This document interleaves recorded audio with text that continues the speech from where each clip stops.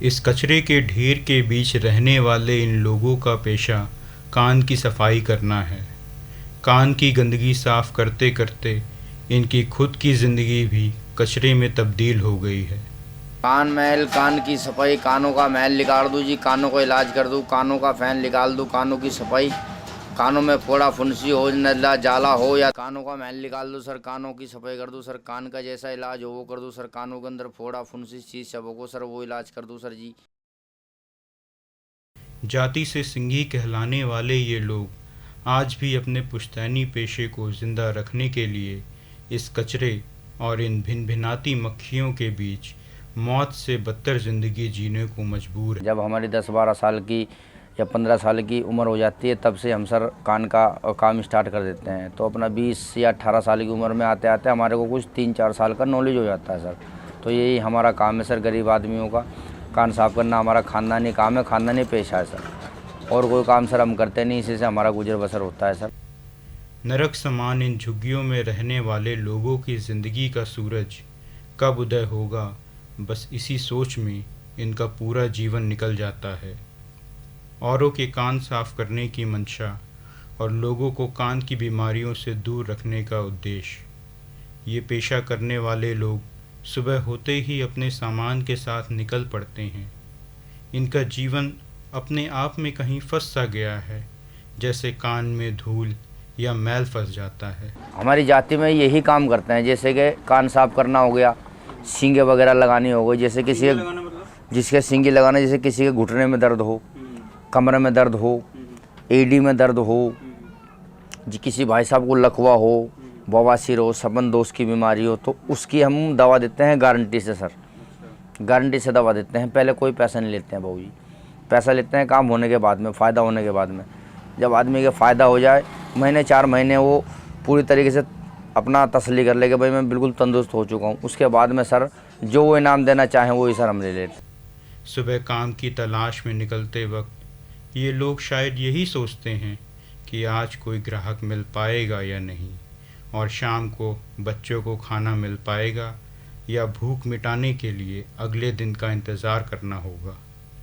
आधुनिकता और अमीरी ने इस पेशे पर और भी कहर ढा दिए हैं। दिन भर के हमारी इनकम होती है 200, 250, हद से सर 300, इससे ज़्यादा इनकम नहीं होती है बाबूजी हमारी। 1-2 बार किसी ने कहा है हमारे से कि जी कि भाई आप कान साफ करने वाले कंजर हो, आप कंजर हो और के आप लोगों का कान ख़राब करते हो सर।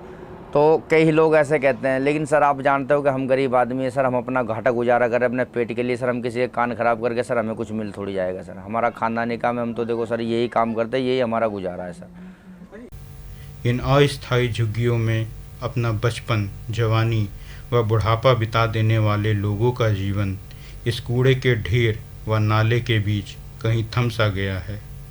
इनके घर के बाहर रखा ये चूल्हा बस यूं ही आसमान की ओर देख रहा है और यही सोच रहा है कि आज का खाना मैं इस परिवार को खिला पाऊंगा या नहीं। पानी के लिए भी इन्हें सोचना पड़ता है कि पानी कितना खरीदें और कितने दिन इसे चलाएं।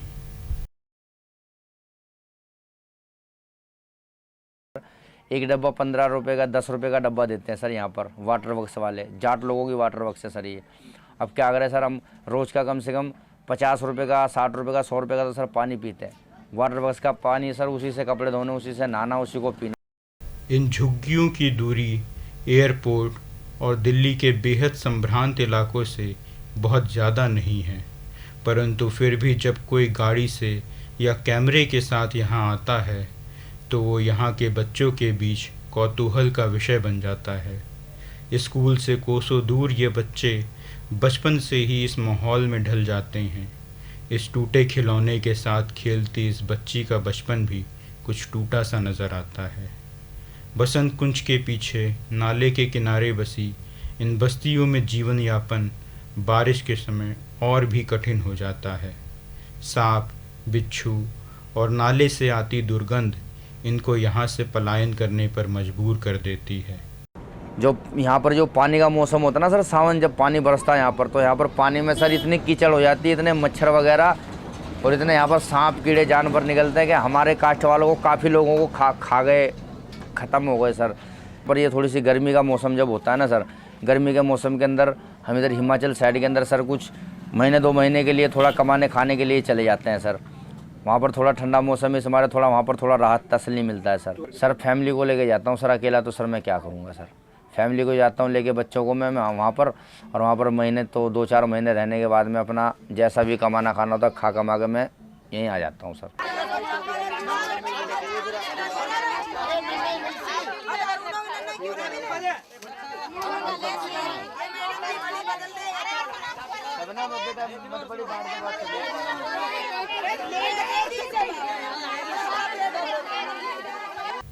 ये है इस झुग्गी में रहने वाले अमिताभ की कहानी, जो दूसरों की गंदगी साफ करते करते अपने आप ही गंदगी में घिर सा गया है। इन झुग्गियों की इन तंग गलियों से निकल कर देखिएगा कभी, घुटन किसे कहते हैं इसका एहसास हो जाएगा आपको। इस टीवी को यहाँ देखकर अचंभित मत होइएगा।